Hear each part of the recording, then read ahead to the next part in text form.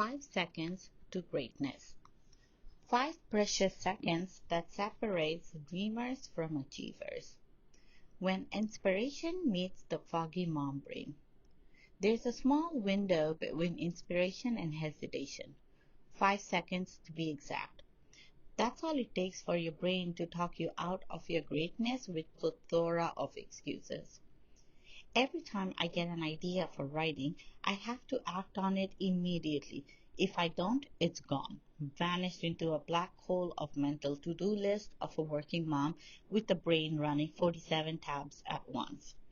I used to think, oh, I'll remember it later. Spoiler alert, I never did.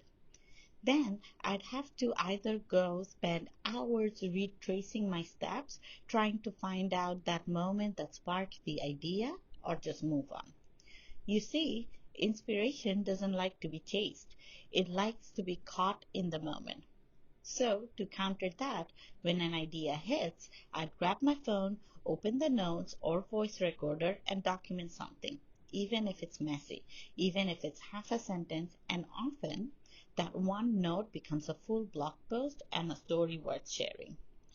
That tiny imperfect action takes the idea from my brain and gives it a physical form of reality. It moves it from my thought to reality. I didn't know at that time that Mel Robbins had already named my action a tool. It's called the 5 second rule, which says that the moment you get an instinct to act, you count backwards from 5, 4, 3, 2, 1, and physically move. She provides all kind of scientific rationale behind the 5 seconds rule, but I already knew it works like charm. I just didn't have the language to explain it. Simplicity, the secret ingredient. There's a short story Mel Robbins shared in her book about two fish swimming along when an older fish passes by and asks, how's the water today? The two younger fish keep swimming until one turns to another and says, who the heck is water?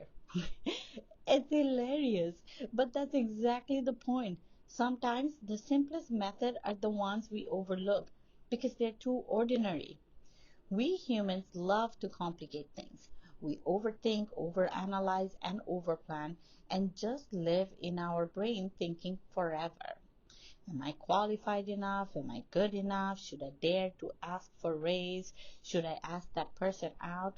Yes, yes, yes, and yes to all. Every single one of us have self-doubts. Everyone. The only difference between you and your great life is doing something about it anyway.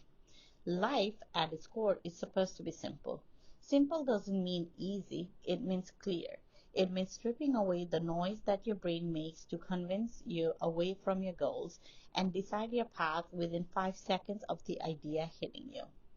When you physically move towards your goal, 5 seconds at a time towards that choice, your whole world will change over time. Then you repeat every single day, every single decision. In the book, The Four Agreements by Don Miguel Ruiz, he shares a small story. A student once asked a monk, his teacher, if I meditate 5 hours a day, how long will it take me to reach enlightenment?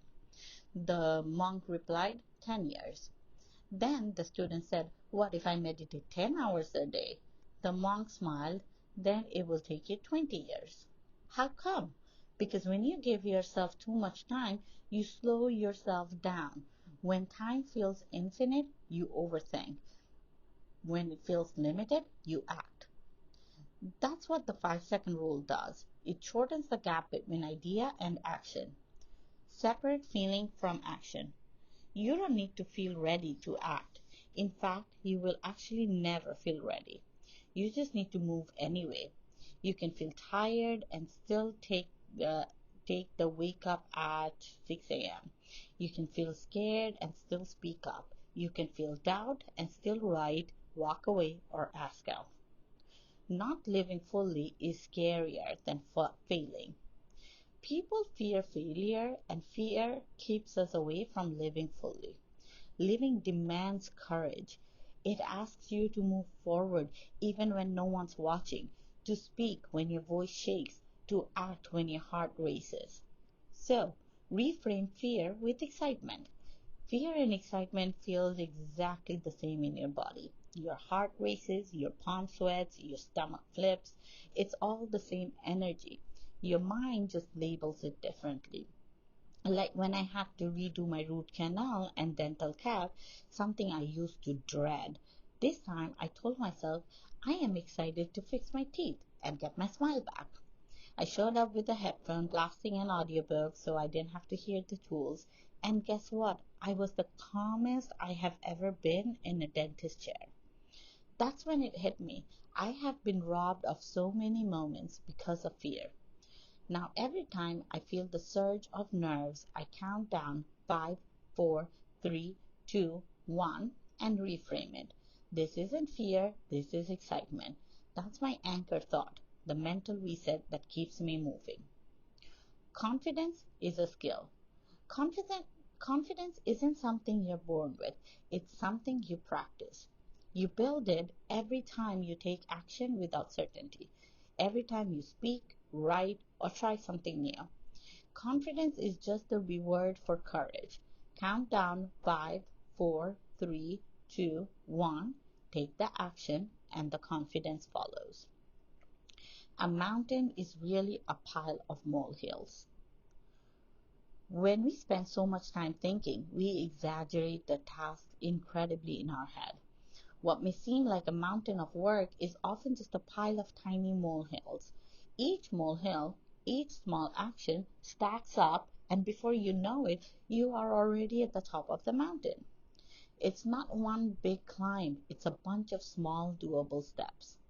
For example, when I was doing my immigration paperwork to apply for permanent residency all by myself without a lawyer, it felt like standing at the base of Everest. There were years of historical documents to gather, addresses, jobs, travel, police report, education, family background. The list goes on. It felt impossible. Then one day, I just sat down to write down my most recent address, then the one before that, and then the one before that. Within 20 minutes, I had my entire address history done. Then I checked that box, one box from my list. Then I added the last job, then the next one. Slowly but surely, every piece came together. Within a weekend, I had a complete ready to submit application, something I had been procrastinating for months because it looked too big. It wasn't big, it was just unstarted. Getting started is half the job done. The mountain existed only in my mind until I started moving. The myth of one time fix. There's a dangerous myth that says change happens with one time effort. You fix everything, achieve something, and move on permanently healed. Wrong. That's not how growth works. You don't stay motivated forever. You don't quit procrastination forever. You don't overcome anxiety once and never feel it again. It's a constant practice, a daily recommitment. And yes, it's annoying, but it's also where the real transformation happens. The 5 second rule won't fix your life in 5 seconds, but it will make you move towards it, and movement fixes constantly. Remember, T T T. Things takes time. As Jen Sincero said in You Are Badass, T T T. Things takes time. Progress might feel slow while you're in it, but that doesn't mean it's not happening. Transformation doesn't come in lightning bolts. It comes in steady steps. If you're doing something, you're already moving. The rule works for everything. The 5 second rule isn't just for ideas or tasks, it's for everything. It's how you change your bad habits. It's how you stop scrolling and finally put your phone down. It's how you close your laptop and actually go to bed. It's how you turn off the TV and choose to work out, eat the healthier meal, or finally do that thing you have been meaning to do. No one is a procrastinator. They just have a habit of procrastinating. No one is lazy. They just have a habit of choosing comfort over effort. No one is defined by their bad choices. They just have a habit that isn't serving them anymore. And the best news is habits can be changed 5 seconds at a time. It's a numbers game. The 5 second rule is a numbers game. The more you try, the more you will chances you'll more chances you'll be giving yourself. Momentum comes from repetition, not perfection. You miss 100% of the shots you don't take. Wayne Gretzky. It takes time, patience, and practice, but repetition rewires everything. It is like building muscle. First, it's hard. Second, it's harder. Third time, hardest. And then magically, the fourth time, every other time onwards, it just gets easier. The more you use the 5 second rule, the easier it becomes to interrupt that autopilot hesitation. You're training your brain to act before fear, doubt, or inertia take over. It's all you. Over the past 6 years, I have been intentionally rebuilding my life. No one can change your life for you. You can surround yourself with amazing people, you can inspire and motivate you, but the action still has to come from you. My husband dragged me out of my comfort zone when I left my life in Canada and moved to US without a plan. And it's a great first step. But every step after that, grad school, paycheck, motherhood, writing, rediscovering my voice, was only possible because I really wanted to do it.